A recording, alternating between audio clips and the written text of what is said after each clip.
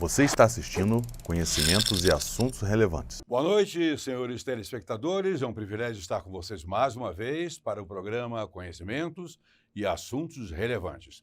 Sempre trazemos coisas aqui importantes, coisas que vocês sabem que existem há muito tempo, etc., mas não sabem como funciona, quais são as pessoas que podem ser beneficiadas, como é feito o trabalho.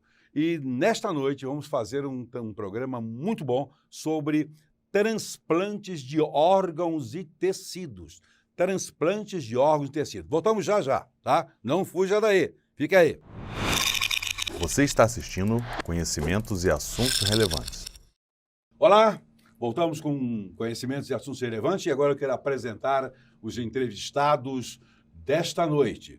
Está comigo aqui o Dr. Rodrigo Amil, chefe de equipe de cirurgia de transplante de órgãos e tecidos no Hospital de São José da Bahia, na cidade de Itaperuna. Ele que é um cirurgião famoso aqui, requisitadíssimo. Com ele está um dos médicos da sua equipe, que faz a parte clínica, que é o Dr. Rafael Brum, né? Muito obrigado, Dr. Rodrigo Amil, por ter vindo, participado conosco. E o Rafael também muito bem-vindo aqui à Rede Brasil de Televisão, programa Conhecimentos e Assuntos Relevantes. Vamos papear aqui, a nossa entrevista é interativa, contributiva, para esclarecer, para pontuar, para mostrar tudo de bom. O primeiro módulo que vamos tratar é exatamente sobre a questão de definição, né? Claro, todo mundo sabe o que é transplante, mas definição, transplante de órgãos é exatamente o quê? Tem muita gente que fica meio dúbio, né? Doutor? Então, boa noite a todos, é um prazer estar aqui. Transplante, na verdade, é uma modalidade terapêutica, né? E ela, em relação ao fígado, que é relativamente recente como uma possibilidade de tratamento, ela vem sendo aceita a partir do momento que os resultados foram sendo satisfatórios, como uma opção a pacientes que não tinham outra opção de continuar vivo devido às doenças que eles possuíam. Então, entra como uma modalidade terapêutica, não só fígado, mas rim, pâncreas, intestino, coração, tudo mais. Pois bem, lamentavelmente é uma modalidade terapêutica que, em princípio, no caso dos rins e no caso do fígado, pode ser feita parcial, né? Ou apenas parte, um rim ou uma parte do fígado, etc. Mas, em geral, a maior parte dos transplantes é feito em função do falecimento de alguém compatível, não é? Exatamente. Os doadores de órgãos, né, de pessoas falecidas, né, é o que a gente mais atua, né, todos os centros que fazem isso. Existem centros que fazem a modalidade intervivo, aqui a gente faz intervivo para rim, mas para fígado a gente faz só com doador falecido. Aqui. Doutor Rafael, órgãos e tecidos, que nós não falamos só de órgãos, né? Também tecidos. No caso, por exemplo, de medula óssea, é tecido. E é mais comum, é muito comum o transplante de medula óssea? Na verdade, assim, o transplante mais comum são dos órgãos sólidos. Sólidos, Então, sabe? fígado, rim, geralmente estão no topo de transplantes que são realizados no Brasil. Os de tecidos, digamos assim, não são tão frequentes comparados aos de órgãos sólidos. Correto. Ou no caso do tecido da medula óssea, é mais caso de leucemia, etc. É uma situação muito complicada, muito séria, inclusive. Mas aí vamos lá, órgãos de tecido transplantável, vamos lá, fígado, rins, coração, aqui não se faz. Aqui na região, inclusive no hospital que você trabalha, já foi feita cirurgia cardiovascular e não já sei... realizaram o transplante de coração. Está parado o serviço. Está parado. Mas é possível retornar, né? Sim. E muito brevemente. Aliás, vamos conversar sobre isso com relação à direção do hospital. Pulmões também é uma coisa bastante complicada, não é fácil nesse caso. Pâncreas, né, córneas, pele, etc. Intestino, que é uma coisa também bem mais complicada. Aqui, praticamente, trabalha com 2 casos, né? 2 tipos de transplante de órgãos sólidos. Fígado e rim, né? Fígado e rim, né? Nesse momento. Fígado e rim nesse momento. Bom, o transplante é uma coisa fantástica, porque, diríamos assim, para muita gente é a única e última, né? Única e última esperança, não tem outra saída, né? E há, evidentemente, um banco de órgãos aí. O banco é regional ou diz respeito a um hospital? Na verdade, assim, cada região tem a sua política na busca ativa de potenciais doadores, né? Aqui no estado do Rio de Janeiro, nós temos divisões de setores em todo o estado, Nós são chamadas OPOS. Uhum. Essa OPO ela é instalada numa região com enfermeiro, com coordenadores dessa OPO, e aí eles fazem a busca ativa nas unidades que possam ter pacientes aí potenciais doadores. Geralmente são hospitais que têm movimento de emergência, têm movimentos de trauma, movimentos de acidentes vasculares encefálicos, de onde saem os principais doadores. E aí, esses profissionais, eles são responsáveis para toda a sistemática, todo o protocolo para se chegar finalmente de uma doação de órgãos. Não é um processo simples, né? Não, De maneira mas é nenhuma. sério. É muito sério e muito responsável, né? Os profissionais que atuam nessa área, da área de coleta, vamos dizer assim, tem um princípio ético muito apurado, né? Um respeito muito grande pela vida, não só de quem vai receber, mas, sobretudo, de quem está doando, né? Porque está numa situação familiar em extremis, né? Inclusive, existe um mito, né, onde algumas pessoas, às vezes, ficam preocupadas em relação à doação de órgãos, a possibilidade de se retirar órgãos de pessoas que ainda não tiveram a morte encefálica realmente confirmada. Isso não existe. Não, isso não existe. Hoje, praticamente, é impossível isso acontecer com os recursos que nós temos. Então, essas famílias, elas são entrevistadas, né, uma abordagem bem preparada com psicólogo, assistente social, para poder tentar explicar o que está acontecendo.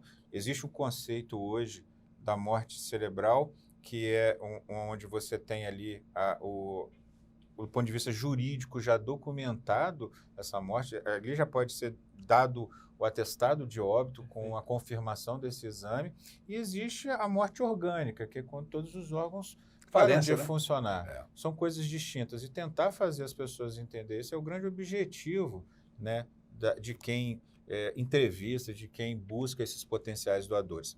No Brasil, essa notificação, apesar de ser compulsória, ela não é tão eficaz como alguns países, tipo Espanha, né? Então, a gente ainda tem muito que trabalhar em cima disso.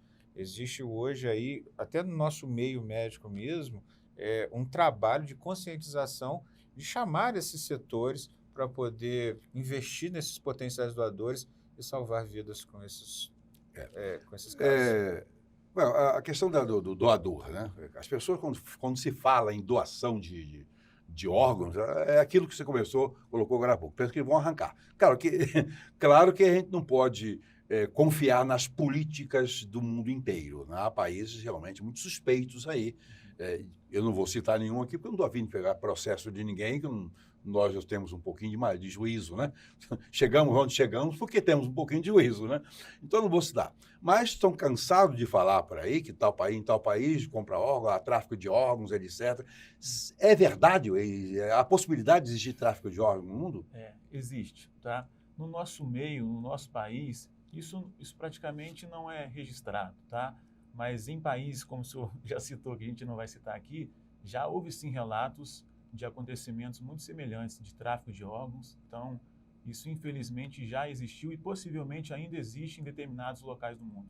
Certo. Infelizmente. No Brasil, quem somos nós para dizer que não tem acontecido, né, de alguém sair daqui, vender um órgão lá, etc., especialmente no caso de rins, né? Isso fica até mais fácil, né? Sim. Né? Fica mais fácil, né? Mas a questão ética, a questão moral, o dinheiro, assim, a cabeça das pessoas, os princípios das pessoas é muito sério. Isso acaba gerando um medo, né, no doador. Não na minha idade, eu com 74 anos, estou sabendo aqui que eu posso, né? Eu posso doar alguma coisa? Pode, Mas não sim. quero. Pode sim. Mas, veja bem, eu tenho realmente rins bons, fígado bom, pulmões bons, porque eu nunca fumei, nunca bebi, etc. E esse meu rim, digamos assim, um rim, eu não tenho ninguém na família, mas a doação parece-me mais facilitada para os vínculos consanguíneos, etc. Mas, às vezes, também a distância é terrível, né?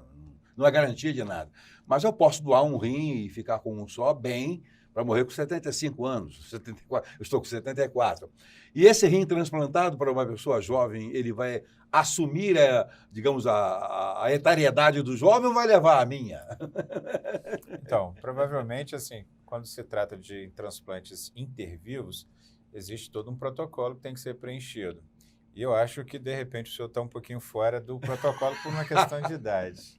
No entanto, a gente sabe que hoje a idade cronológica nem sempre ela corresponde com a idade biológica. E por caso dos doadores falecidos, eu acho que todo mundo deve ser avaliado. porque nós temos vários fatores que influenciam, não é só a idade. Nós temos como é que esse paciente viveu para trás, como é que ele foi abordado no hospital, de que causa que ele veio a falecer. Foi uma causa traumática, foi uma causa por doença vascular cerebral, que já compromete já outros sistemas. Quanto tempo ele ficou internado no hospital? Foi feito algum procedimento? Ele está diante de algum quadro infeccioso, já que ele passou por CTI, teve várias catéteres, invasões assim no corpo. Assim. Então, são vários detalhes a serem analisados. E a idade é um só. E além do fato de que, no caso de aproveitamento de órgão de pessoa falecida, não existe nada a perder. Essa pessoa já faleceu. Não há risco, pelo contrário. O que pode acontecer é uma sobrevida significativa, ainda que não seja de 30, 40, 50 anos, mas pelo menos uma sobrevida significativa para a pessoa que está precisando daquele órgão, né? Com certeza. Nós, até no nosso serviço, a gente já aceitou órgão de pacientes com idade muito mais avançada e colocamos em pacientes que eram mais jovens, com resultado excelente. Então, como o Rodrigo disse, a idade cronológica não bate necessariamente com a outra idade. Então, tudo isso nós somos cronológicos, temos idade mental. Eu, por exemplo, na verdade, eu não estou brincando, eu tenho 74 anos de idade, mas eu tenho um espírito e uma mente, uma alma tremendamente jovem. Duvido que alguém com essa idade, seriam muitas pessoas com essa idade, começaria o trabalho que estou fazendo agora. No momento que todo mundo achou que eu estava parando, sumindo, desesperando, pendurando as chuteiras, eu como um par de chuteiras novas, estou aqui toda terça-feira aguentando diretamente de Nova York, fazendo esse programa para vocês. Né? Que beleza. Pois bem, então é possível o aproveitamento desses órgãos mesmo de pessoas fora de faixas etárias próximas, nós diríamos assim, do receptador. Agora, essa questão ética, a família do doador, no caso de doador morto, né? Doador intervivo não tem problema. No caso da família, a família pode interferir, né? Pode. São eles que decidem, né? A verdade é assim, a partir do momento que você está diante de uma situação dessa, que a gente não sabe nunca que se vai acontecer entre a gente ou não, o que se orienta nos meios e até de se conversar principalmente, é que se fale da intenção, da vontade. Né? Olha, eu tenho vontade de doar os meus órgãos. Existiu, há um tempo atrás, uma situação extremamente interessante, foi quando eles tentaram colocar na carteira de habilitação se a pessoa seria ou não doador de órgãos. Aquilo deu uma dor de cabeça absurda nas pessoas que trabalham diretamente com isso, porque muita gente ficou com medo de ali assinar uma coisa que ele não sabia o que ia acontecer. E aí eles voltaram atrás em relação a isso. E hoje o que se fala é que dentro de casa deve haver essa conversa quando tiver todo mundo em família. Olha, se eu tiver algum problema nesse sentido, eu quero doar. E mesmo que eu, no caso, diga assim, olha, eu não quero, no momento que eu morri, a família tem todo o direito de decidir sobre seu aproveitamento ou não. Voltamos já com conhecimentos e assuntos relevantes. Você está assistindo Conhecimentos e Assuntos Relevantes. Olá, voltamos com o segundo bloco de conhecimentos e assuntos relevantes. Nesta noite estamos tratando de transplantes de órgãos e tecidos. Agora vamos, nesse bloco, tratar sobre a questão tudo para viabilizar o processo. É uma coisa complexa, não é uma coisa do dia para o outro, não é alguém que passe mal agora, daqui a pouco aparece um órgão e vamos colocar nele para experimentar. Não é assim. Se der certo, deu, se não der, danou-se, né? Nada disso. A questão das compatibilidades, vamos começar aqui pelo Bruno, vamos dar um descanso aqui no chefe, né? Chefe é chefe, né? Quem sabe, né? Um dia ele chega lá. Compatibilidade, Bruno, doador versus receptor. Como é que se faz para definir o que é? Quem é que pode dar o que para quem? Mais especificamente no nosso caso, que é mais transplante de fígado, além das características físicas, o peso, a altura, tem que ser semelhante, é mais simples. O fígado, a gente exige simplesmente a compatibilidade ABO. Então, simplesmente ABO já é o suficiente, coisa que não acontece em outros órgãos. Então, para o fígado é muito simples. Tem compatibilidade, tem peso, tem altura, tem algumas outras características físicas semelhantes, já, digamos assim, já é o suficiente para aceitar ou não um determinado órgão. ABO, explica para o pessoal aí. Joguei saber ABO. Associação Brasileira de quê? Não, nada disso.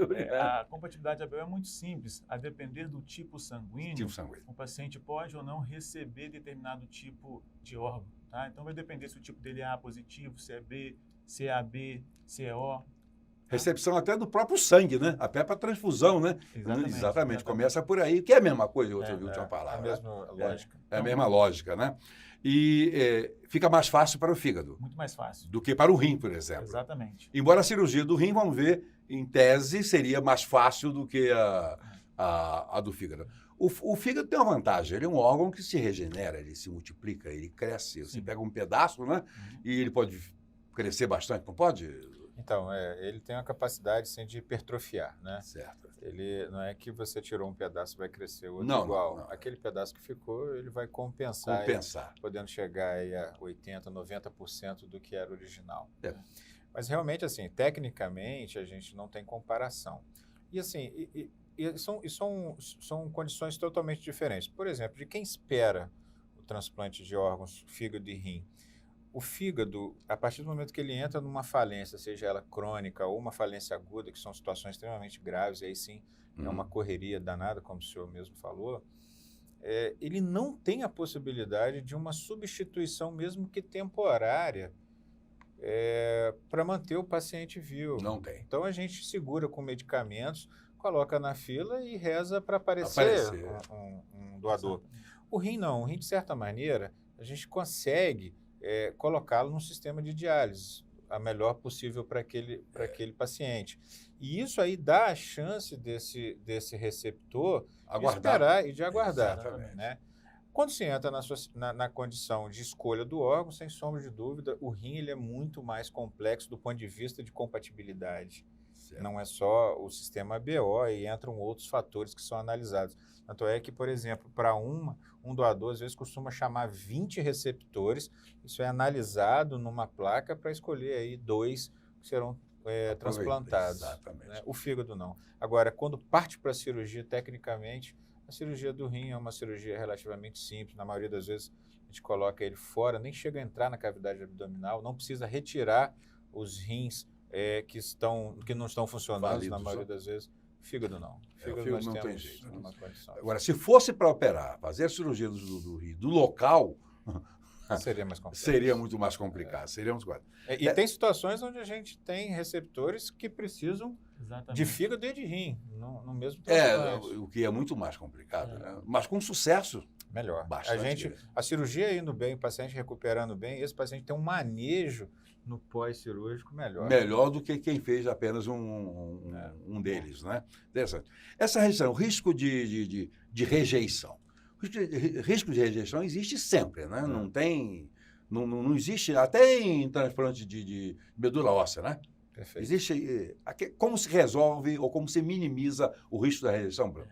Na verdade, a rejeição tem várias facetas, né? Tem rejeição hiperaguda, aguda, rejeição crônica. Então, a qualquer momento do pós-transplante, a rejeição pode acontecer.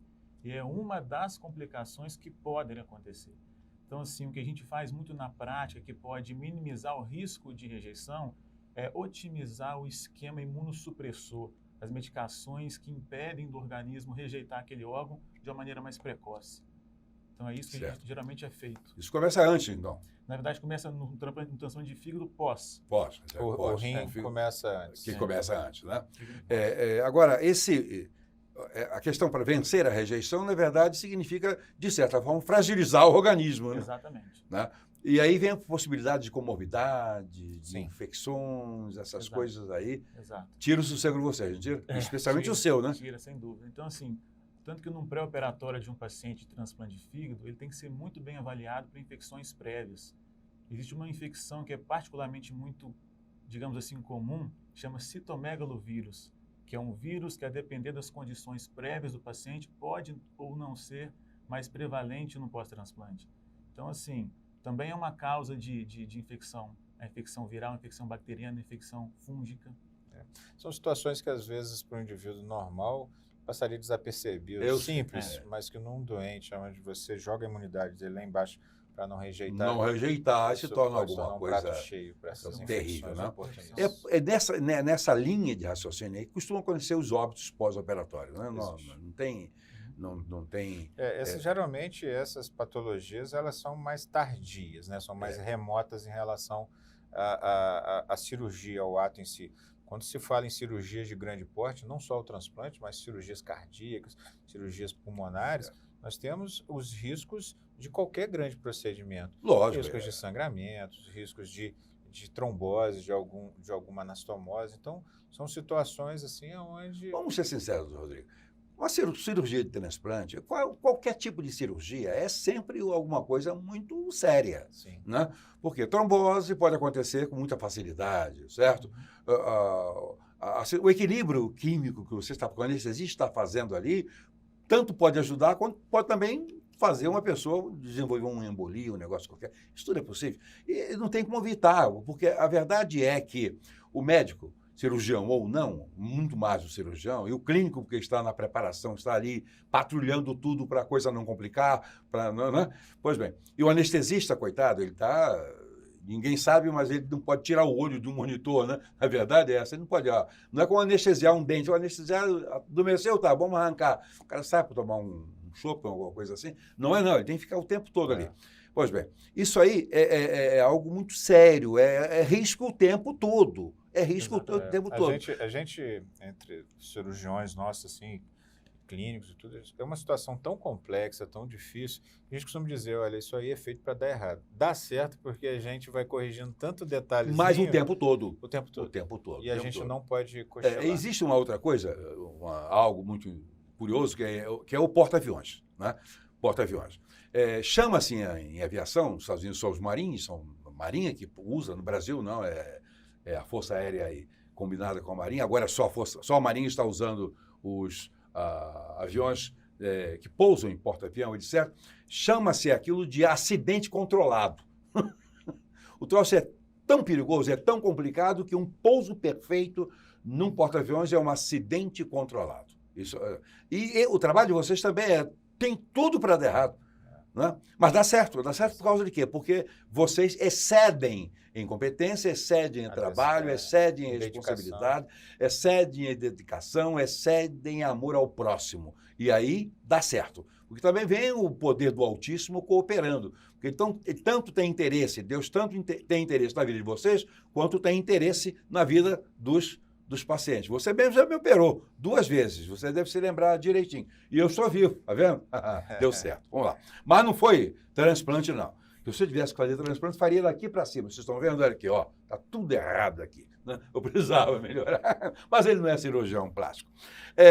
Fator tempo, no caso da cirurgia. Transporte de órgãos, isso é uma... O que você diz disso? Isso é extremamente interessante, né? E a gente, por exemplo, que está fazendo transplante aqui, a gente costuma dizer que nós estamos aqui um oásis no deserto, né? Estamos no interior de uma cidade pequena que tem um movimento acadêmico interessante e que, de repente, um hospital grande, por um idealizador, faz uma máquina funcionar e a gente tem problemas de logística, né? Então, a maioria dos doadores no estado do Rio de Janeiro, eles se encontram na capital. Então, a gente tem a captação do órgão e a partir do momento que se capta esse órgão, que faz a ligadura e coloca numa solução de preservação, a gente tem uma corrida contra o tempo. Fígado, o ideal é que a gente aí esteja revascularizando esse fígado de até 12 horas. Os melhores resultados são esses. Passou disso, a gente começa já a ter problemas que às vezes não são nem imediatos, são até tardios. Né? O rim um pouquinho mais, em torno de 24 horas, 36 horas, esse rim pode ser transplantado. Então, ele aguenta um pouquinho mais. Então, aqui no nosso interior, o grande problema é transporte aéreo. Porque hoje, para você ir ao Rio de Janeiro, por exemplo, de carro, ele leva aí, não leva menos de 5 horas com as cidadezinhas aumentando no trajeto. Né? De helicóptero a gente consegue, mas tem a questão do teto, ele só voa de dia.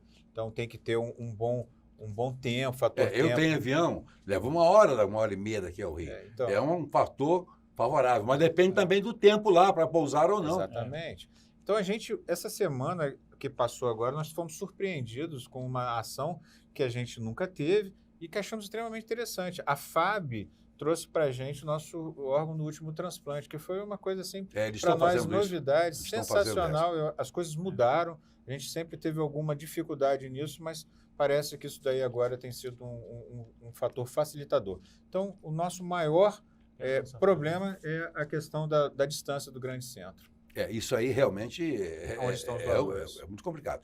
Agora, quando ele falou agora há pouco, estamos no oásis, a questão é a seguinte, estamos na cidade de Itaperuna, região noroeste do estado do Rio de Janeiro, onde temos um dos maiores hospitais gerais, onde se faz cirurgias dessa natureza, dessa complexidade de fígado e rim, no extremo norte do estado do Rio de Janeiro. Um hospital, São José do Havaí, que foi potencializado por um dos médicos mais significantes da região, que foi o doutor Renan Catarina, e hoje é dirigido pelos seus filhos, né? É um hospital maravilhoso, que faz um trabalho extraordinário, que o Brasil já conhece, porque já foi feita uma programação da Rede Globo dentro do CTI, alguns anos atrás, em cirurgia de embolização, certo? Sim. Pois bem, é um oásis.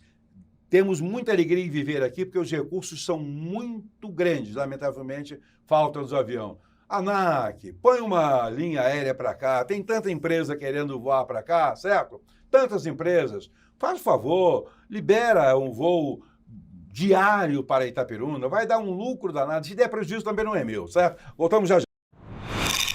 Você está assistindo Conhecimentos e Assuntos Relevantes. Olá, voltamos com conhecimentos e assuntos relevantes. Vamos agora para o terceiro bloco, que são as dificuldades particulares para o processo de transplante dos principais órgãos, especificamente dos órgãos que são transplantados aqui, que são rins e fígado, né? Oferta de órgãos, né? Maior, digamos assim, ou menor. O que existe mais para esses dois aí? Mais rins, mais fígado, o que existe em geral? Em geral, rim é mais comum pelo fato de ter 2 órgãos, né? Então, a oferta de rim ela é mais comum. Que de fígado. E também porque é feito pode ser transplante de intervivos, né? A pessoa, doação, a maior parte do aproveitamento é feito de pessoas. O fígado também pode... Pode tirar um pedaço.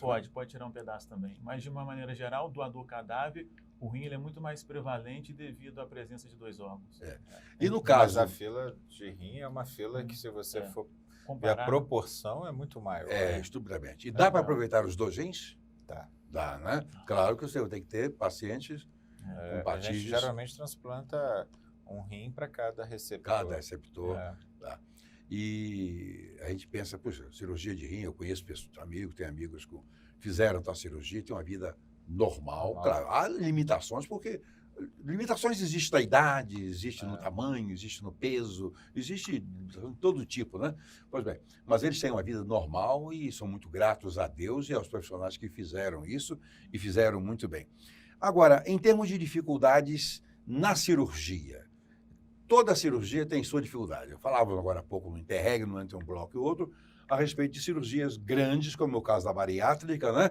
Que não tem nada errado. Você não vai encontrar uma pessoa que tem um estômago nas costas, lá atrás. Você não vai encontrar essas deficiências. Está tudo no mesmo lugar. A sistematização ela é mais previsível. Previsível, né? Então, tecnicamente, em relação ao transplante de fígado, né? O transplante de fígado é o procedimento mais complexo que pode se fazer no abdômen, né? Por exemplo. Certo.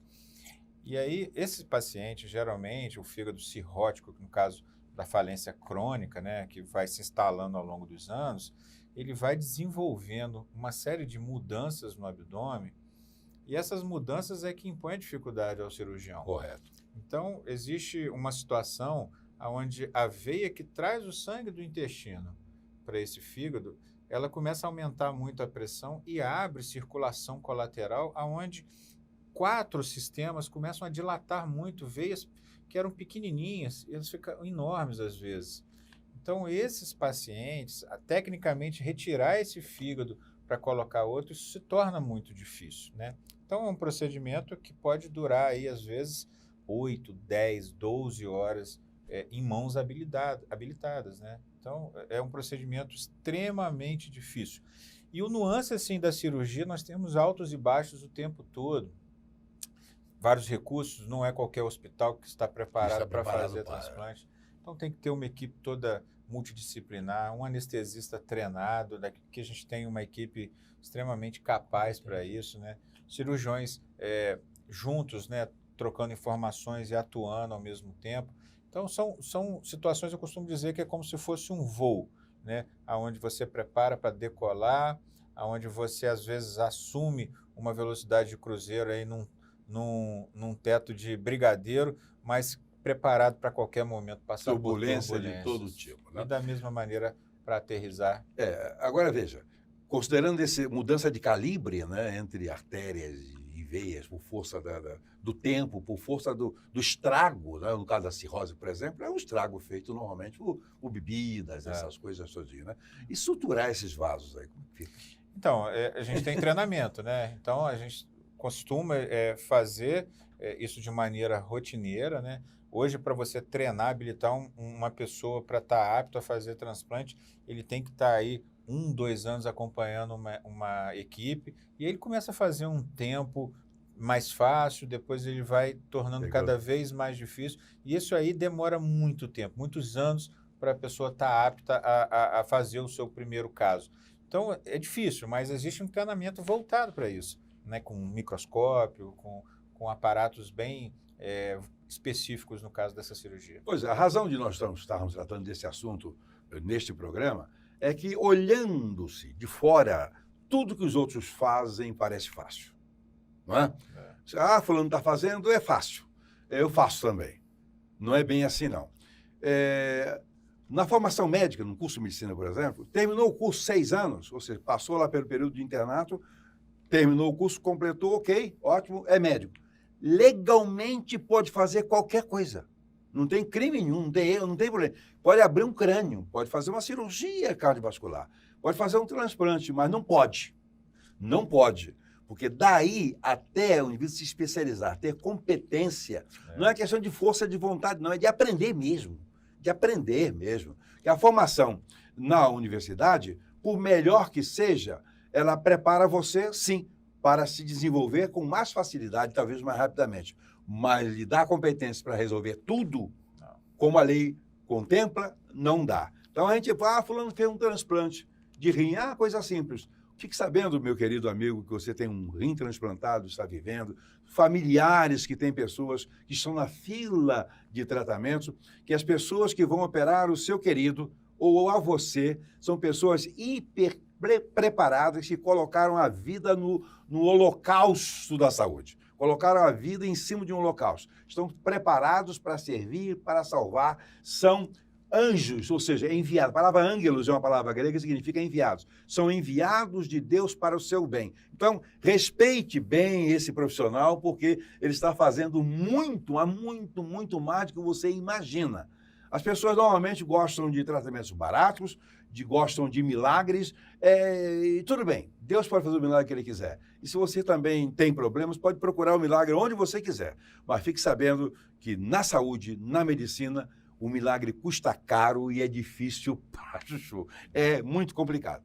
A presença entre essas dificuldades já colocadas pelo Dr. Rodrigo Amil e também pelo Dr. Rafael, a presença, o anestesista. O anestesista de transplante não é um anestesista qualquer, ele tem que ter um treinamento. Eu Também. costumo dizer que é o Neymar da equipe, né? Então, assim, são situações onde os altos e baixos acontecem o tempo todo e ele tem que estar habilitado a manejar as drogas para poder manter ali a cirurgia sob controle. Então, a gente costuma dizer que não é qualquer anestesista que pode aí partir para fazer anestesia do transplante. Não é anestesista que trabalha com ortopedia, Provavelmente o anestesista que faz transplante, ele faz anestesia para ortopedia. Mas E se eu fosse fazer uma cirurgia ortopédica, eu ia querer um anestesista que faz transplante. Sim. Mas aquele que trabalhar só com ortopedia, você não vai querer botar na sua equipe, né? Você é o clínico da equipe, né? O que sobra para você dessas cirurgias? Na verdade, o que sobra é o pós-operatório. Certo. Que muitas vezes não dá, em 100% das vezes, ele é de difícil manejo. Então, a gente, além dos clínicos da equipe, existem também os médicos que trabalham no CTI. Então, o pessoal do CTI, no pós-operatório imediato, são fundamentais para o sucesso do transplante. É o primeiro passo, né? Quando sai da cirurgia, CTI. Não tem Eles jeito. recebem um doente que precisa ali de cuidados ali. E as primeiras 24, 48 horas são muito difíceis. O CTI é uma área ingrata, né? Porque o paciente que entra ali só entra em qualquer descuido e ele vai, né? É uma especialização muito séria, né? É muito séria e essencial. Os nossos pacientes geralmente ficam 2, 3 dias no CTI e depois ficam mais uns 10, no máximo uns 14 dias, a depender de cada caso, internados na enfermaria. Certo. Mas então o anestesista é muito especial, o clínico tem um trabalho muito objetivo, né, que ele já vem trabalhando antes, né? Você começa antes. Né? Exatamente. Não só médicos, né? Temos enfermeiros. Certo, né? a equipe fisioterapeutas, é multidisciplinar, e cada um tem um papelzinho importante. Psicólogo, somos Certo. todos... E o CTI, no caso, o CTI que param o paciente de transplante, ele tem que ter equipamentos muito melhor do que um CTI, digamos assim, convencional, simples. Aí. Por exemplo, o hospital que a gente trabalha, ele faz outros procedimentos enormes e tão complexos como o transplante. Então, são pacientes que às vezes precisam de CTI, eles já estão habilitados. Ali não tem problema, eu sei disso. Aqui no São da Bahia não tem problema. Já estão já habilitados a manejar esses doentes críticos que a gente chama. Não só em equipamento, mas como recurso humano. Porque não adianta também ter equipamentos de primeira se o profissional não estiver capacitado. E também um profissional capacitado sem um instrumento nas mãos, que decepção, que frustração, né? Que frustração. Bom, o cirurgião adjunto, né? No caso, ele é clínico, não é adjunto. Mas ali no centro cirúrgico você está fazendo um transplante de fígado, de rim, e não é só você o anestesista, tem mais ali quantos com você? Tem. Então, assim, geralmente tem um primeiro auxiliar e às vezes mais 2 auxiliares, um em cada lado, né? A gente tem ali uma equipe toda montada. Tem que ter, não tem jeito de fazer transplante só com uma pessoa sozinha. Não tem jeito. Há risco de saúde para um profissional que está operando, fazendo um transplante. Há casos, por exemplo, de levar 8 horas numa cirurgia. Você já viu gente ter problema? Médicos ter problema em CTI? Eu já vi situações onde o cirurgião principal se sentiu mal e o outro teve que assumir. Felizmente nunca foi comigo, mas eu já vivenciei isso. É algo terrível. Você está para salvar uma vida e passa mal, porque pode ter um infarto, pode ter um AVC. Pode se sentir mal. Pode se sentir mal. Consegue enxergar um vasozinho para fazer uma boa anastomosi. E não precisa ser um quadro grave. Não precisa. Apenas desregulou um pouquinho, considerando a delicadeza do campo cirúrgico em que está atuando, ele pode não dar. Mas esses adjuntos que estão ali, eles têm que ter competência suficiente para continuar a obra, né? Exatamente. Então, todos eles são em nível já de ponta, não é? Sim, são pessoas diferenciadas. Diferenciadas. Pois bem, então, quando você souber e vier a saber de alguém que foi operado, ou você vai ser operado, fique sabendo que ali tem 2, 3, 4, mais anestesistas, mais tudo, tem um monte de gente investindo suas competências para salvar você, para salvar seu filho, para salvar sua filha, enfim, para resolver o seu problema. Agora, nessa fase ainda, a questão da fragilidade do órgão transplantado. É claro que deve interferir. Órgãos sólidos, órgãos não sólidos, e entre os sólidos também a diferença entre um rim e um fígado, não é? Sim. Essa questão da fragilidade é como eu falei, ela depende tudo de vários fatores, não só é um fator. Fator tempo, fator qualidade, os exames do doador naquele momento ali onde está sendo avaliada a possibilidade da utilização desses órgãos. Então, são situações multifatoriais, de transporte, né, de refrigeração. A gente pega um órgão que estava funcionando ali dentro do seu habitat, a gente resfria esse órgão, infunde uma solução de preservação para poder diminuir ali o consumo de oxigênio e metabolismo das células, e aí transplanta esse órgão, revasculariza para ele pegar de novo. E pegar uma outra realidade homeostática, diríamos, né? O tempo de internação também, né, Rodrigo? Do doador, a presença ou não de infecção. E são todos fatores que podem complicar. E você vai somando fatores que podem aí complicar aí um transplante, e é daí que a gente diz o sim ou não para cada situação. Voltamos já com o quarto e último bloco deste maravilhoso programa. Você está assistindo Conhecimentos e Assuntos Relevantes. Olá, voltamos com o último bloco do programa Conhecimentos e Assuntos Relevantes, já aqui com 2 médicos de importância singular na nossa cidade de Itaperuna, que trabalham no Hospital São José da Bahia, que é o maior hospital da região, de importância nacional, com um quadro de profissionais de primeira linha, com resultados extraordinários. Vamos agora falar, nesse último bloco, sobre a questão do cirurgião. A saúde do cirurgião, do médico, né? Como aguentar tantas horas? Você já puxou mais de 8 horas de cirurgia, de uma cirurgia? Já. Então, assim, Na verdade, quando a gente está envolvido com um processo desse, é interessante porque eu acho que a adrenalina ali é tão grande que não dá vontade de comer, não dá vontade de beber, não dá vontade de ir ao banheiro, nada disso. O cansaço ele vem depois, quando a gente para, né? Eu já vivi situações extremamente engraçadas em relação a isso. Parte do meu treinamento, eu fiquei na França há um tempo e tinha um final de semana que eu estava de sobreaviso e a gente começou uns casos a serem transplantados na sexta-feira e eu parei só na segunda-feira. Foram 5 transplantes assim com captação e preparos de órgãos no final de semana inteiro. E quando eu me dei conta já era segunda-feira, eu não tinha parado praticamente dentro de um centro cirúrgico o fim de semana inteiro. Então a gente não percebe isso. Mas com certeza isso com o tempo vai ficando cada vez mais difícil. O que a gente faz é dia a dia, a gente se prepara dando uma pedalada, dando uma caminhada, vai numa academia. Pois é, que eu o me que preparo a gente- dormindo. Também, dormindo bem. Dormindo bem, é Também. sumamente importante, Faz né? parte. Agora, é terrível, a sua máquina sente. Sim. Não tem jeito, você vai se desgastando. É. Nos casos de que você chega a fazer microcirurgia, porque no caso você sutura coisa ali que você tem que usar equipamentos. Lupa, E isso sacrifica bastante a você. Agora, além disso, o tempo, né, pernas, veias, artérias, etc., como é que fica? Você usa algo especial? Elástica. Meia elástica Tem para segurar a banco onda? para a Né? gente poder dar uma descansada nas pernas no intraoperatório. Então, assim, a gente tem alguns artefatos para isso. Agora, há coisas hiláricas. Ele vai me perdoar, mas vai ter uma coisa hilárica, né? Que foi o dia do casamento dele, né?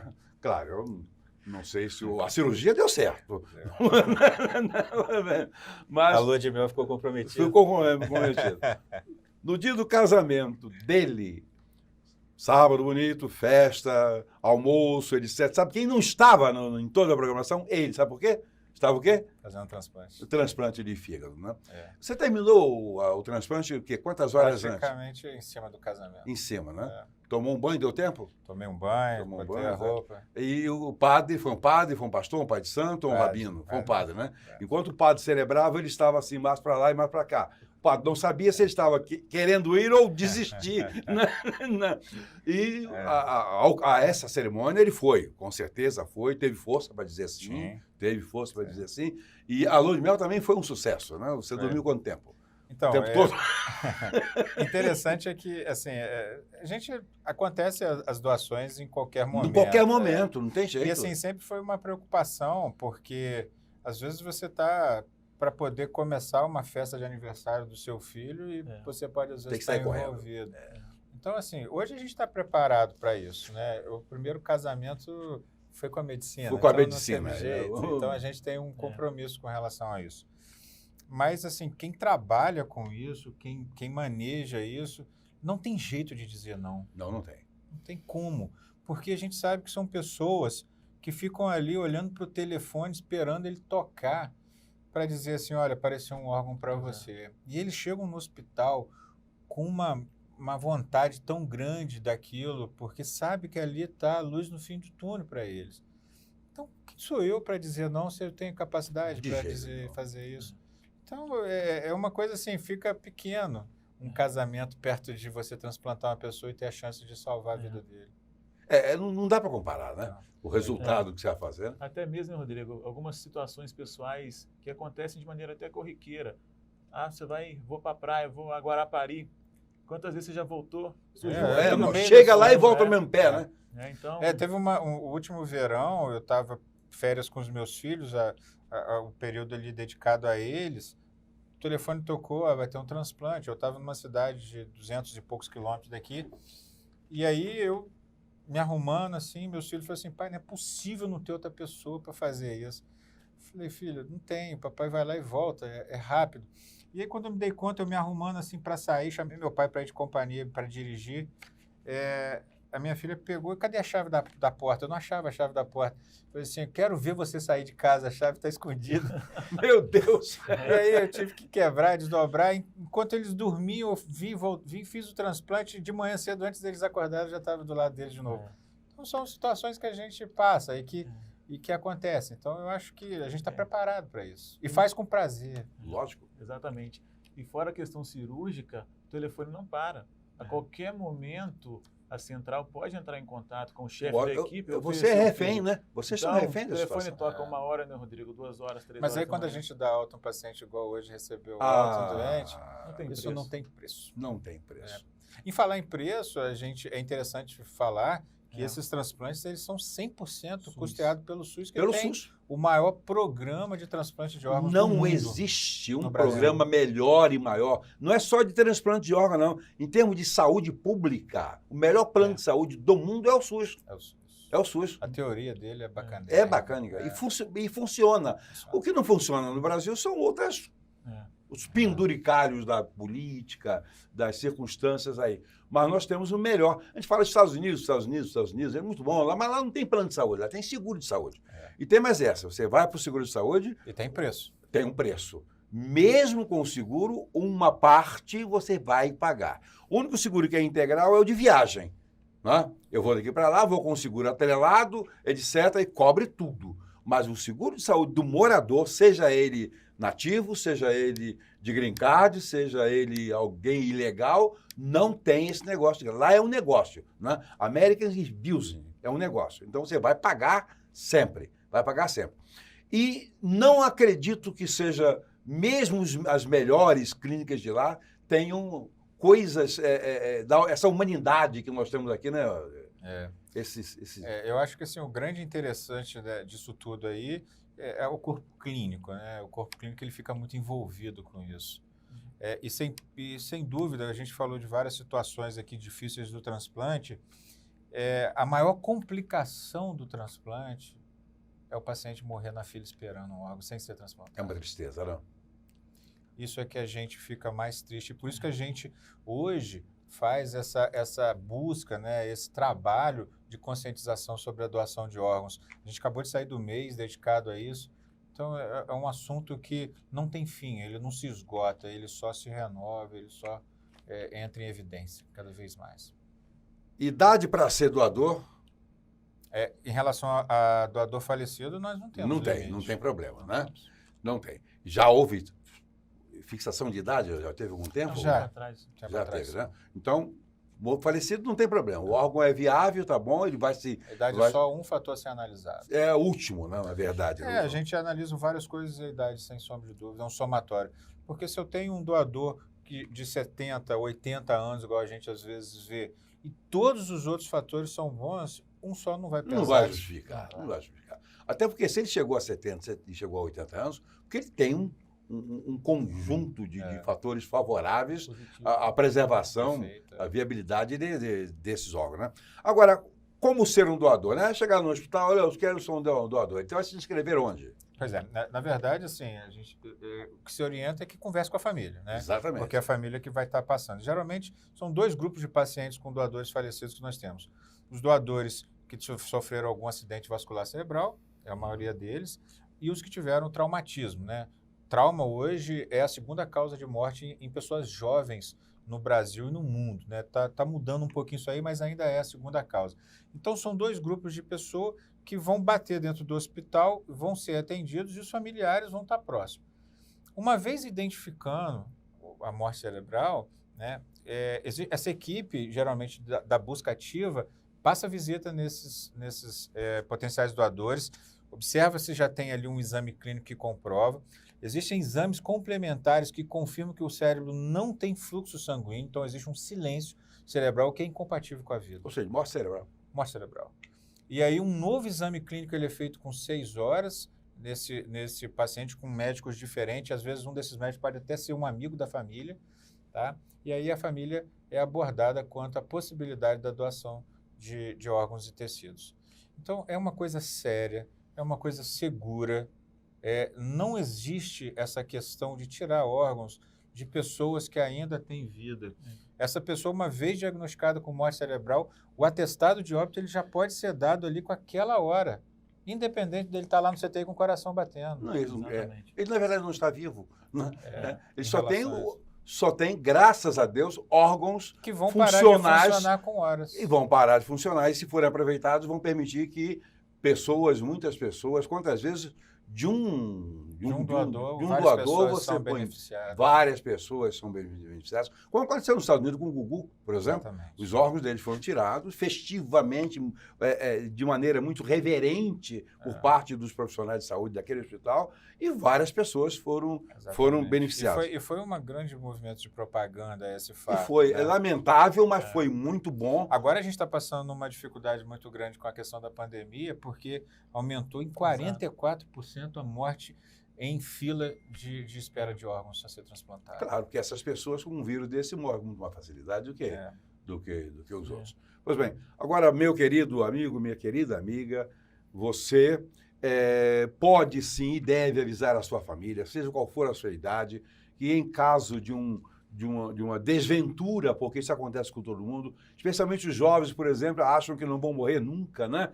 Todos nós achamos que morte é uma coisa só para os outros, não é assim não. Morte acontece, coisa ruim acontece com a gente também.